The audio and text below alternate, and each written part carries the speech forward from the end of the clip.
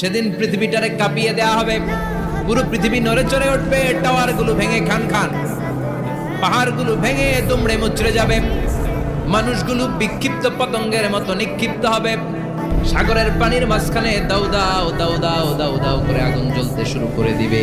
আল্লাহু আকবার। সেদিন মানুষের চোখ হবে ছানা বড়া, চন্দ্র সূর্যে কোনো আলো থাকবে না, মানুষগুলো দিক বিদিক পাগলের মতো দৌড়াবে, সবার মুখে এক কথা, পালাবো কই। কেউ থাকবে টয়লেটে, কেউ হসপিটালে, কেউ মাজারে, কেউ বাজারে, যে যেখানে থাক, শুরু হয়ে যাবে কিয়ামতের এই ভয়াবহ দৃশ্য। অনেক গর্ভবতী মহিলা থাকবে এই কিয়ামতের সময়ে, যাদের পেটের ভেতরে 2 মাসের বাচ্চা, 3 মাসের বাচ্চা, অপরিপক্ক অপরিণত, বাচ্চাটা এখনো বড় হয় নাই, কোনো বাচ্চার হাত পা এখনো হয় নাই। কিয়ামতের এই ভয়ঙ্কর দৃশ্যটা দেখে জায়গার মধ্যে 3 মাসের অপরিণত বাচ্চাটা ডেলিভারি হয়ে যাবে। পৃথিবীর যখন এইরকম দৃশ্য